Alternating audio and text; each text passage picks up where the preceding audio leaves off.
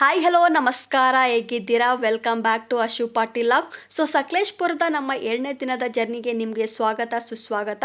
So ಹಿಂದಿನ ವಿಡಿಯೋದಲ್ಲಿ ನಾವು ಸಕಲೇಶ್ಪುರದಲ್ಲಿರುವ ಫಾರ್ಮಸ್ ಸನ್ ರೆಸಾರ್ಟ್ ಬಗ್ಗೆ ಹೇಳಿದ್ದೆ. ಸೊ ನಾವು ಕೂಡ ಒನ್ ಡೇ ಅಲ್ಲೇ ಸ್ಟೇ ಆಗಿದ್ವಿ. ತುಂಬಾ ಚೆನ್ನಾಗಿತ್ತು. 2,000 ರೂಪಾಯಲ್ಲೇ ನಮಗೆ morning breakfast, lunch, snacks, dinner ಹಾಗೆ ತುಂಬಾ ಆ್ಯಕ್ಟಿವಿಟೀಸ್ ಇತ್ತು. ನಾವಂತೂ ತುಂಬಾ ಎಂಜಾಯ್ ಮಾಡಿದ್ವಿ. ಗುಡ್ ಎಕ್ಸ್ಪೀರಿಯನ್ಸ್ ನಮಗಂತೂ ಆ ರೆಸಾರ್ಟಲ್ಲಿ. ಸೊ ನೀವೇನಾದರೂ ನಮ್ಮ ಹಿಂದಿನ ವಿಡಿಯೋ ನೋಡಿಲ್ಲ ಅಂದರೆ ದಯವಿಟ್ಟು ಹೋಗಿ ನೋಡಿ. ಲಿಂಕ್ನ ಡಿಸ್ಕ್ರಿಪ್ಷನಲ್ಲಿ ಹಾಕಿರ್ತೀನಿ. ಫುಲ್ ರೆಸಾರ್ಟ್ ಇನ್ಫಾರ್ಮೇಷನ್ ನಾನು ಆ ವಿಡಿಯೋದಲ್ಲಿ ತಿಳಿಸಿದ್ದೀನಿ.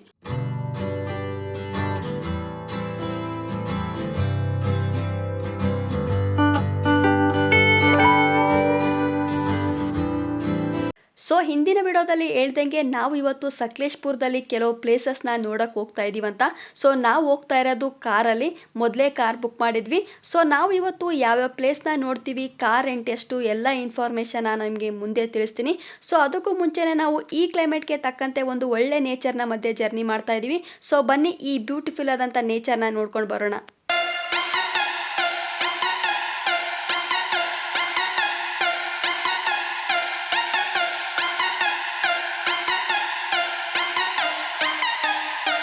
ಸೊ ನಾವು ರೆಸಾರ್ಟಿಂದ ಹೋಗ್ತಾ ಇರೋದು ದೇವರ ಮನೆ ಬೆಟ್ಟಕ್ಕೆ. ಇವತ್ತಿನ ಮೊದಲನೇ ಪ್ಲೇಸ್ ಇದು. ಸೊ ನಾವು ರೆಸಾರ್ಟಿಂದ ಹೊರಟಿದ್ದು 10 ಗಂಟೆಗೆ. ಅಲ್ಲೇ ಬ್ರೇಕ್ಫಾಸ್ಟ್ ಮಾಡಿ ಬಂದಿದ್ವಿ. ಸೊ ನೀವಿಲ್ಲಿ ನೋಡ್ತಾ ಇರ್ಬೋದು, ಸುತ್ತಲೂ ಗ್ರೀನು, ಅದ್ರ ಮಧ್ಯೆ ಮಳೆ ಬೀಳ್ತಾ ಇತ್ತು ಸಣ್ಣದಾಗಿ.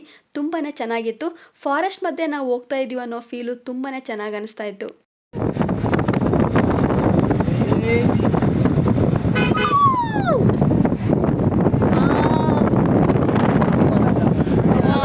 ಸೊ ಫೈನಲಿ ನಾವೆಲ್ಲ ದೇವರ ಮನೆ ಬೆಟ್ಟದ ಹತ್ರ ಬಂದ್ವಿ. ಇವಾಗ ಟೈಮ್ ಬಂದು 11:30 ಆಗಿದೆ.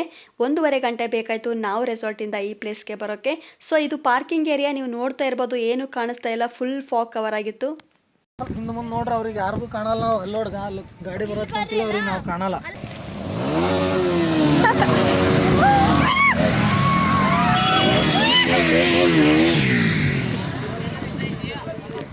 ಸೊ ನಾವೆಲ್ಲ ದೇವರ ಮನೆ ಬೆಟ್ಟ ಹತ್ತಕ್ಕೆ ಸ್ಟಾರ್ಟ್ ಮಾಡಿದ್ವಿ. ಅಷ್ಟೊಂದೇನು ಹೈಟ್ ಇಲ್ಲ, ಆರಾಮಾಗಿ ಹತ್ಬೋದು. ಇವಾಗ ಟೈಮ್ ಬಂದು 11:50 ಆಗಿದೆ. ಬೆಳಿಗ್ಗೆ ಏನು 6 ಗಂಟೆ ಆಗಿದೆ ಅನ್ನೋ ಥರ ಕ್ಲೈಮೇಟ್ ಇತ್ತು. ಫುಲ್ ಚಳಿ ಆಗ್ತಾಯಿತ್ತು. ಸೊ ನೀವಿಲ್ಲಿ ನೋಡ್ತಾ ಇರ್ಬೋದು, ಫುಲ್ ಫಾಗ್ ಕವರ್ ಆಗಿರೋದ್ರಿಂದ ಅಷ್ಟೊಂದು ವ್ಯೂ ಕಾಣಿಸ್ತಾ ಇರಲಿಲ್ಲ. ಸೊ ಬನ್ನಿ ಮುಂದೆ ಏನಾದರೂ ವ್ಯೂ ಕಾಣಿಸುತ್ತಾ ಅಂತ ನೋಡ್ಕೊಂಡು ಬರೋಣ.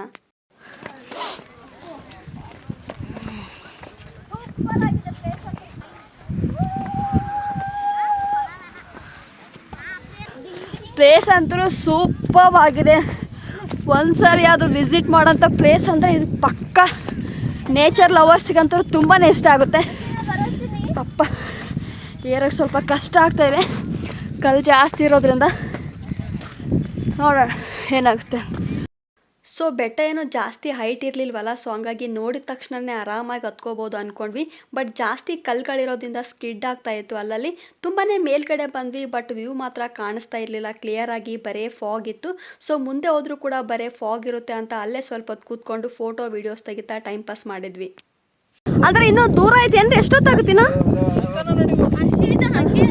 ಅಲ್ಲ ಅಂದರೆ ಫುಲ್ ಲಾಸ್ಟ್ ಎಂಡ್ ಬೆಟ್ಟ ಏನಿಲ್ಲ.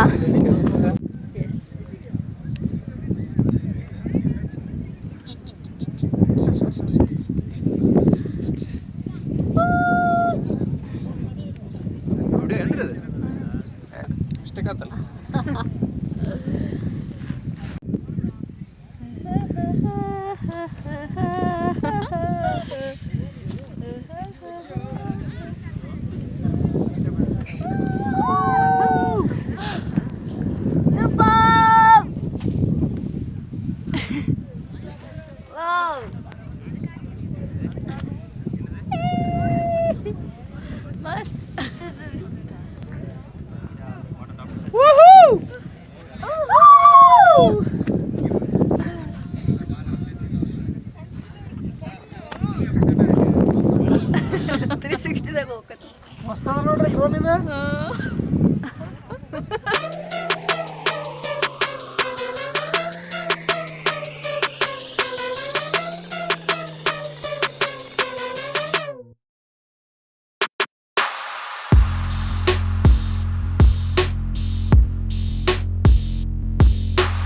ಸೊ ನಾವಿಲ್ಲಿ ಬೆಟ್ಟ ಹತ್ತದೆ ಮೇಲ್ಗಡೆ ಹೋಗಿ ವ್ಯೂನ ನೋಡಿ ಎಂಜಾಯ್ ಮಾಡೋದಕ್ಕೆ. ಬಟ್ ಇವಾಗ ನಾವು ಎಷ್ಟೇ ಮುಂದೆ ಹೋದರೂ ಕೂಡ ಇವಾಗ ಫಾಗ್ ಇರೋದ್ರಿಂದ ನಾವು ವ್ಯೂನ ನೋಡೋಕ್ಕಾಗಲ್ಲ. ಸೊ ಹಂಗಾಗಿ ಮುಂದೆ ಹೋಗೋದು ಬೇಡ ಅಂತ ನಾವು ವಾಪಸ್ ಹೊರಟ್ವಿ.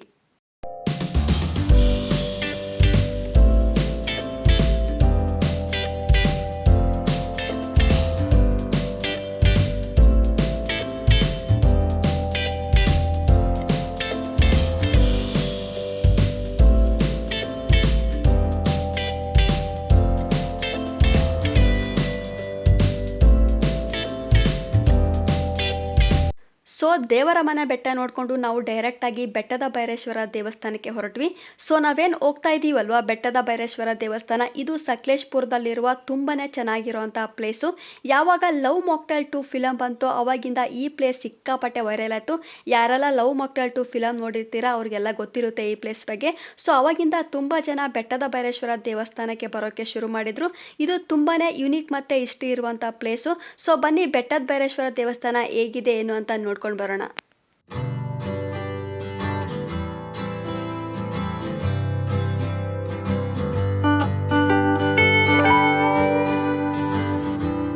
ಸೊ ಫೈನಲಿ ನಾವೆಲ್ಲ ಬೆಟ್ಟದ ಭೈರೇಶ್ವರ ದೇವಸ್ಥಾನಕ್ಕೆ ಬಂದ್ವಿ. ಇವಾಗ ಟೈಮ್ ಬಂದು 2 ಗಂಟೆ ಆಗಿದೆ ಮಧ್ಯಾಹ್ನ.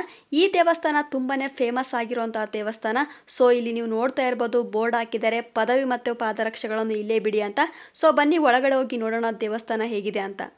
ರೇನು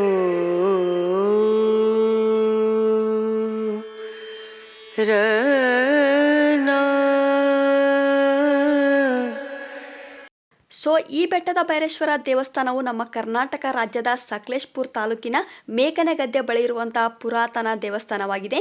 ಈ ದೇವಸ್ಥಾನವು ಸುಮಾರು 600 ವರ್ಷಗಳ ಹಳೆಯ ದೇವಸ್ಥಾನ ಎಂದು ಹೇಳಲಾಗಿದೆ. ಪುರಾಣಗಳ ಪ್ರಕಾರ ಮಹಾಭಾರತದಲ್ಲಿ ಪಾಂಡವರು ತಮ್ಮ ವನವಾಸದ ಸಮಯದಲ್ಲಿ ಕೆಲವು ದಿನಗಳ ಕಾಲ ಈ ಜಾಗದಲ್ಲೇ ನೆಲೆಸಿದ್ರಂತೆ.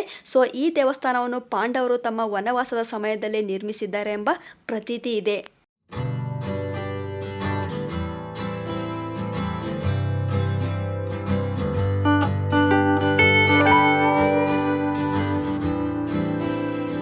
ಸೊ ಶಿವನಿಗೆ ಸಮರ್ಪಿಸಲಾಗಿರುವ ಈ ಬೆಟ್ಟದ ಭೈರೇಶ್ವರ ದೇವಸ್ಥಾನ ನಮಗೆ ಸಕಲೇಶ್ಪುರದಿಂದ ಸುಮಾರು 35 ಕಿಲೋಮೀಟರ್ ಡಿಸ್ಟೆನ್ಸ್ ಆಗುತ್ತೆ.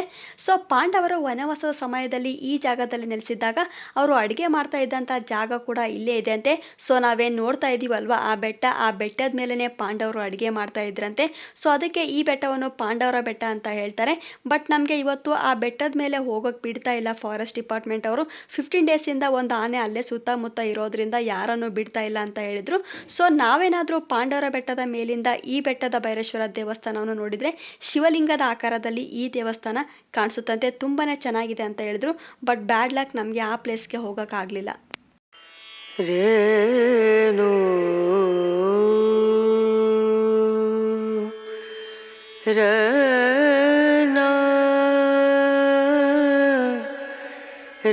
ಸೊ ನಮಗೇನು ಸ್ಟೆಪ್ಸ್ ಕಾಣಿಸ್ತಾ ಇದೆ ಅಲ್ವಾ, ಈ ಕಡೆಯಿಂದನೂ ಕೂಡ ನಾವು ಬೆಟ್ಟದ ಭೈರೇಶ್ವರ ದೇವಸ್ಥಾನಕ್ಕೆ ಬರ್ಬೋದು.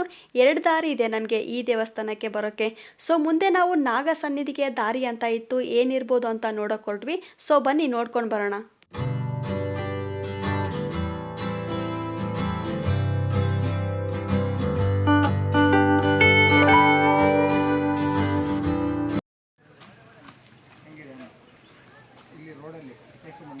ಆನೆ ಬಂತ 15 ಅಂತ ಎಲ್ಲೂ ಹೋಗಿಲ್ವಂತೆ.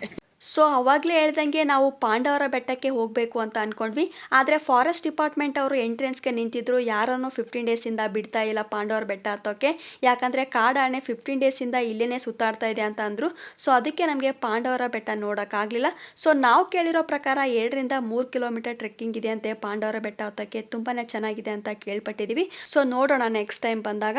ಸೊ ಹಾಗೆ ನಾವು ಅಲ್ಲೇ ಕೆಳಗಡೆನೆ ಸ್ವಲ್ಪ ಸ್ನ್ಯಾಕ್ಸ್ ತಿನ್ಕೊಂಡು ಮತ್ತೆ ಜರ್ನಿನ ಸ್ಟಾರ್ಟ್ ಮಾಡಿದ್ವಿ.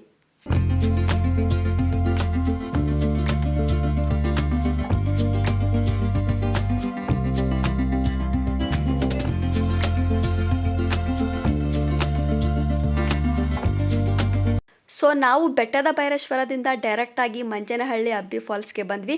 ಸೊ ಇವಾಗ ಟೈಮ್ ಬಂದು 3:30 ಆಗಿದೆ. ನಾವು ಬೆಟ್ಟದ ಭೈರೇಶ್ವರದಿಂದ ಹೊರಟಿದ್ದು 2:50ಕ್ಕೆ. ಸೊ ಇಲ್ಲಿಗೆ ರೀಚ್ ಆಗೋಕ್ಕೆ ನಮಗೇನಿಲ್ಲ ಅಂದರೂ 1/2 an hour ಮೇಲೆ ಬೇಕಾಗುತ್ತೆ. ನಿಮ್ಗೇನು ಕಾಣಿಸ್ತಾ ಇದೆ ಅಲ್ವಾ ಅದೇ ಫಾಲ್ಸು. ಸೊ ಬನ್ನಿ ಫಾಲ್ಸ್ ಹೇಗಿದೆ ಅಂತ ನೋಡ್ಕೊಂಡು ಬರೋಣ.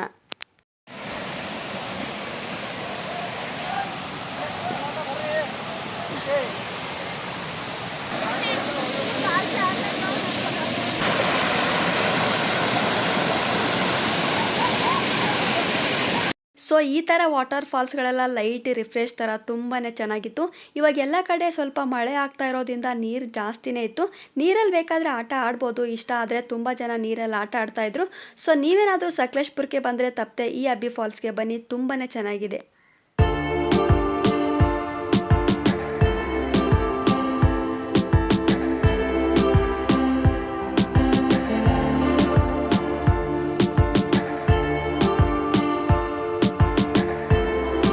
ಸೊ ನೀವೇನಾದರೂ ಮಳೆಗಾಲದಲ್ಲಿ ಈ ಪ್ಲೇಸ್ಗೆ ಬಂದರೆ ಸ್ವಲ್ಪ ಹುಷಾರಾಗಿರಬೇಕಾಗುತ್ತೆ. ಯಾಕಂದರೆ ಜಾಸ್ತಿ ನೀರಿರೋ ಕಾರಣ ಅಲ್ಲಲ್ಲಿ ಪಾಚಿರೋದ್ರಿಂದ ಜಾರು ಬೀಳೋ ಸಾಧ್ಯತೆ ತುಂಬಾ ಇರುತ್ತೆ. ಸೊ ನೀರು ಕಂಡ್ರೆ ನಾವು ಎಷ್ಟು ಎಂಜಾಯ್ ಮಾಡ್ತೀವೋ ಅಷ್ಟೇ ಹುಷಾರಾಗಿರಬೇಕಾಗುತ್ತೆ ಈ ಥರ ಪ್ಲೇಸ್ಗೆ ಬಂದಾಗ. ಸೊ ನೀವು ಕೂಡ ಬಂದಾಗ ಸ್ವಲ್ಪ ಹುಷಾರಾಗಿರಿ.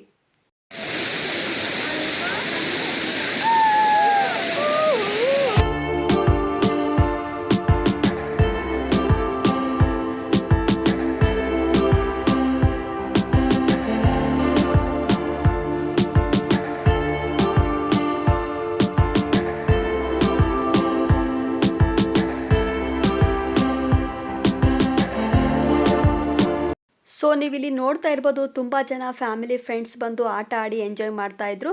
ಸೊ ನಾವು ಕೂಡ ನೀರಿಗಿಳಿಯೋಣ ಅಂತ ಅಂದ್ಕೊಂಡ್ವಿ, ಬಟ್ ನೀರಿನ ಫ್ಲೋ ತುಂಬ ಜಾಸ್ತಿ ಇತ್ತು. ಹಾಗೆ ಮೋಡ ಆಗಿತ್ತು, ಮಳೆ ಬರೋ ಥರ ಇತ್ತು. ಸೊ ಬೇಡ ಅಂತ ನೀರಿಗಿಳಿಲಿಲ್ಲ, ಜಸ್ಟ್ ನೇಚರ್ನ ಎಂಜಾಯ್ ಮಾಡಿ ಫೋಟೋಸ್ ತೊಗೊಂಡು ಬಂದ್ವಿ.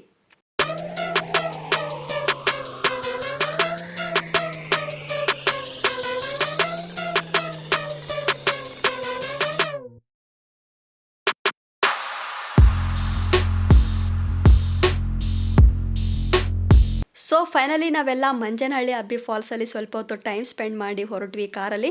ಮುಂದೆ ಹೋಗಬೇಕಾದ್ರೆ ನಮಗೆ ಈ ಥರದಂಥ ಬ್ಯೂಟಿಫುಲ್ ಆದಂಥ ಲೊಕೇಶನ್ ಸಿಕ್ತು. ನಮ್ಮ ಕಾರ್ ಓನರ್ ಅಣ್ಣನೇ ಹೇಳಿದರು, ತುಂಬಾ ಚೆನ್ನಾಗಿದೆ, ಹೋಗಿ ಬೇಕಾದರೆ ಫೋಟೋಶೂಟ್ ಏನಾದರೂ ಮಾಡ್ಕೊಳ್ಳಿ ಅಂತ ಹೇಳಿದರು. ಸೊ ನಮಗೂ ಕೂಡ ಇನ್ನೂ ಟೈಮ್ ಇತ್ತು. ಸೊ ಈ ಪ್ಲೇಸಲ್ಲಿ ಸ್ವಲ್ಪ ಹೊತ್ತು ಟೈಮ್ ಪಾಸ್ ಮಾಡೋಣ ಅಂತ ಬಂದ್ವಿ. ಸೊ ನೋಡಿ ಪ್ಲೇಸ್ ಹೇಗಿದೆ ಅಂತ.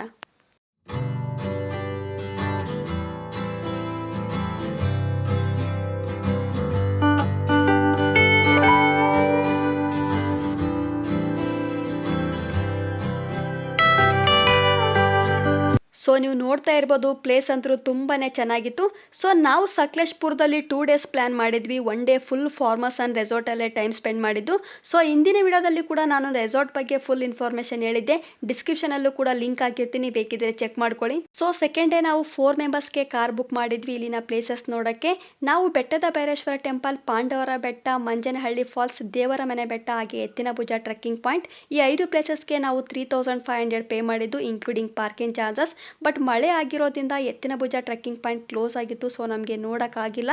ನೀವೇನಾದರೂ ಫ್ಯಾಮಿಲಿ ಫ್ರೆಂಡ್ಸ್ ಜೊತೆ ಬಂದಾಗ ಇಲ್ಲಿನ ಪ್ಲೇಸಸ್ ನೋಡೋಕ್ಕೆ ಕಾರ್ ಏನಾದರೂ ಬಾಡಿಗೆ ನೋಡ್ತಾ ಇದ್ದರೆ, ನಾವು ಟ್ರಾವೆಲ್ ಮಾಡಿರೋಂಥ ಕಾರ್ ಓನರ್ ಅಣ್ಣ ನಂಬರ್ ಕೂಡ ಡಿಸ್ಕ್ರಿಪ್ಷನಲ್ಲಿ ಹಾಕಿರ್ತೀನಿ, ಬೇಕಿದ್ದರೆ ಚೆಕ್ ಮಾಡ್ಕೊಳ್ಳಿ. ತುಂಬಾ ಕಾಮ್ ಆಗಿ ಎಲ್ಲ ಪ್ಲೇಸಸ್ ಬಗ್ಗೆ ಎಕ್ಸ್ಪ್ಲೇನ್ ಮಾಡ್ತಾಯಿದ್ರು ಅಣ್ಣ.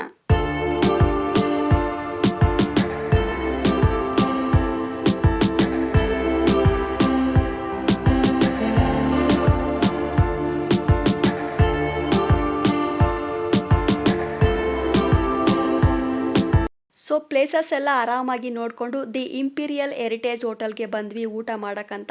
ಬೆಳಗ್ಗೆನೇ ರೆಸಾರ್ಟಲ್ಲಿ ಬ್ರೇಕ್ಫಾಸ್ಟ್ ಮಾಡಿದ್ವಿ, ಮಧ್ಯಾಹ್ನ ಊಟ ಮಾಡಿರಲಿಲ್ಲ. ಸೊ ಹಂಗಾಗಿ ಹಶ್ವಾಗಿತ್ತು, ಅದಕ್ಕೆ ಬೇಗನೆ ಊಟ ಮಾಡೋಣ ಅಂತ ಬಂದ್ವಿ. ಇಲ್ಲಿನ ಊಟ ಅಂತೂ ತುಂಬಾ ರುಚಿಯಾಗಿತ್ತು. ರೇಟಿಂಗ್ಸ್ ನೋಡೇ ಬಂದಿದ್ವಿ, ತುಂಬಾ ಟೇಸ್ಟಿಯಾಗಿತ್ತು. ನಮ್ಮ ಟ್ರೈನ್ ಸಕಲೇಶ್ಪುರದಿಂದ 11:40ಗೆ ಇರೋದು. ಇವಾಗ ಟೈಮ್ ಬಂದು 9 ಗಂಟೆ ಆಯಿತು. ಇಲ್ಲಿಂದ ಏನಾದರೂ ಆಟ ಸಿಗುತ್ತಾ ಅಂತ ನಾವು ಹೋಟೆಲ್ ಹತ್ರ ಹೋಗಿ ಕೇಳಿದ್ವಿ. ಬಟ್ ಹೋಟೆಲ್ ಓನರ್ ಅವರೇ ನಮಗೆ ಸ್ಟೇಷನ್ವರೆಗೂ ಬಿಡ್ತೀನಿ ಅಂತ ಅವ್ರ ಕಾರಲ್ಲಿ ರೈಲ್ವೆ ಸ್ಟೇಷನ್ಗೆ ಬಿಟ್ಟರು. ತುಂಬಾ ಹೆಲ್ಪ್ ಆಯಿತು ಅವರಿಂದ, ಯಾಕಂದರೆ ಮಳೆ ಬರ್ತಾ ಇತ್ತು, ಹೇಗೆ ಹೋಗೋದು ಏನೋ ಅಂತ ಅಂದ್ಕೊಂಡಿದ್ವಿ. ಅವರೇ ಕಾರಲ್ಲಿ ಬಿಟ್ಟಿರೋದ್ರಿಂದ ತುಂಬಾ ಹೆಲ್ಪ್ ಆಯಿತು.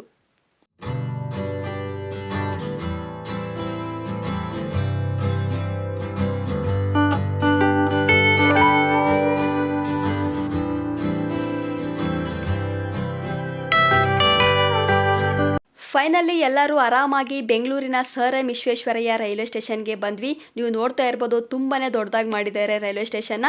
ಇದೇ ಲಾಸ್ಟ್ ಸ್ಟೇಷನ್ ಆಗಿತ್ತು. ಸೊ ಹಂಗಾಗಿ ಆರಾಮಾಗಿ ಮಲ್ಕೊಂಡು ಬರ್ಬೋದು ಅಂತ ಈ ಸ್ಟೇಷನೆಲ್ಲ ಹೇಳ್ಕೊಂಡ್ವಿ. ಸೊ ವೆಲ್, ಈ ವಿಡಿಯೋ ನಿಮಗೆ ಇಷ್ಟ ಆಗಿದೆ ಅಂತ ಭಾವಿಸ್ತೀನಿ. ಯಾರೆಲ್ಲ ಈ ವಿಡಿಯೋನ ನೋಡ್ತಾ ಇದ್ರಾ, ದಯವಿಟ್ಟು ಲೈಕ್ ಮಾಡಿ, ಶೇರ್ ಮಾಡಿ, ಸಬ್ಸ್ಕ್ರೈಬ್ ಮಾಡಿ, ಹಾಗೆ ಪಕ್ಕದಲ್ಲಿರುವ ಬೆಲ್ ಐಕನನ್ನು ಕ್ಲಿಕ್ ಮಾಡಿ ಅಂತ ಹೇಳ್ತಾ ಮುಂದಿನ ಲಾಗಲ್ಲಿ ಸಿಗೋಣ.